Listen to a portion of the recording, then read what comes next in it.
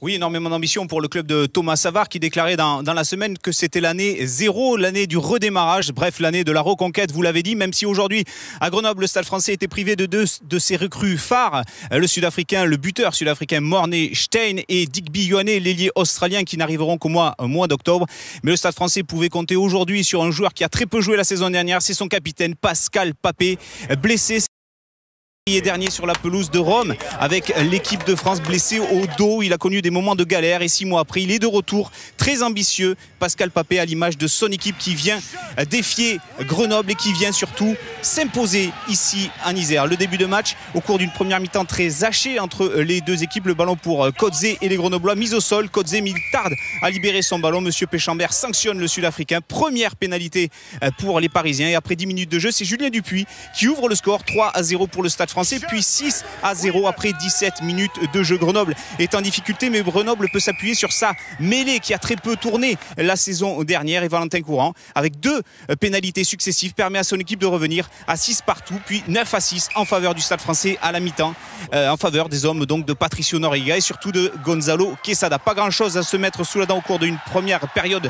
de très mauvais niveau. La deuxième mi-temps reprend sur de meilleurs auspices avec l'égalisation des Grenoblois et cette pénale touche, ce ballon porté qui va envoyer Anthony Egarty, le talonneur australien, ancien joueur des Brumbies, dans l'embut. 16-9 après 46 minutes. Pour la première fois dans ce match, eh bien, Grenoble prend l'avantage et mène de 7 points face au Stade français. Le Stade français qui réplique avec des joueurs qui ont envie de porter le ballon. C'est la philosophie de Gonzalo Quesada. Le ballon qui sort pour Dupuis qui cherche une solution avec Missoup qui essaye de trouver leur ouverture. Il est repris à 3 mètres de l'embut de Grenoble. C'est son capitaine Pascal Papé qui remonte ce ballon, qui à son tour repris à 1 mètre de la ligne, mais le jeu peut rebondir dans le fermé. Dupuis pour Arias, l'ouverture, la porte s'est ouverte pour Junior Arias qui permet au Stade français de revenir dans ce match à 16 partout à l'heure de jeu. Mais voilà, le Stade français commet quelques erreurs et redonne certains ballons de relance à Julien Caminati, l'ancien briviste qui n'en demandait pas tant. Tentative de relance et la tentative derrière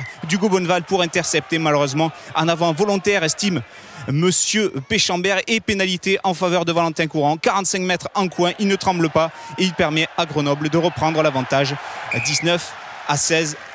Il reste 13 minutes, Fabrice Landreau peut souffler, son équipe est dans le match, a bien repris le contrôle de ce match après un début un petit peu difficile, mais les Parisiens ne lâchent rien, ils reviennent jouer dans la moitié de terrain des Grenoblois, et là c'est Edwards, le pilier, qui se met à la faute. Il tarde lui aussi à sortir de la zone de plaquage. Jérôme Porrical a l'opportunité à 5 minutes de la fin d'égaliser sur cette pénalité des 38 mètres, et face au poteau, eh bien, Jérôme Porrical manque la cible.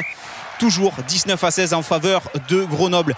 On est dans une fin de match complètement folle. On est près de 2 minutes au-delà de la sirène et le Stade français se rue à l'attaque. Ils ont eu l'opportunité d'avoir une pénalité pour revenir à égalité. Ils ont préféré jouer à la main. L'objectif, c'est la gagne. Pascal Papé est repris à 10 mètres de la ligne. Mais le jeu peut rebondir avec Fillol qui écarte ce ballon pour Plisson. Plisson pour Saint-Zel. Saint-Zel qui retrouve Plisson. Le ballon qui est écarté là-bas vers Bonneval. Bonneval, le crochet qui essaye de déborder Julien Caminati. Caminati qui le plaque. Mais les Grenoblois, là, sur cette action, vont se mettre à la faute. Monsieur Péchambert redonne une pénalité. On est à près de 3 minutes au-delà du temps réglementaire, et monsieur Péchambert qui va donner une pénalité aux joueurs du Stade français pour l'égalisation. Sylvain Bégon a compris que son équipe allait peut-être concéder le match nul, mais voilà, le Parisien, eux, veulent jouer la gagne. Ils continuent d'envoyer du jeu, ils n'ont pas pris les points, ils veulent marquer l'essai qui leur offrirait la victoire. Et sur cette dernière action, Saint-Zel qui retrouve Plisson pour son capitaine Papé, et malheureusement ce ballon qui file en touche, et c'est donc terminé sur cette défaite du Stade français 19-16. Pascal Papé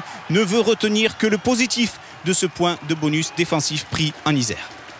J'ai rien à reprocher à l'équipe avec l'investissement et l'engouement sur les 5 dernières minutes. Moi, à la limite, perdre comme ça me dérange pas. Je préfère qu'on laisser la place au jeu. Malgré tout, je pense qu'on pouvait faire le match nul quand même. J'en veux à personne. Au contraire, je préfère qu'il y ait de l'enthousiasme qu'on joue petit bras, quoi.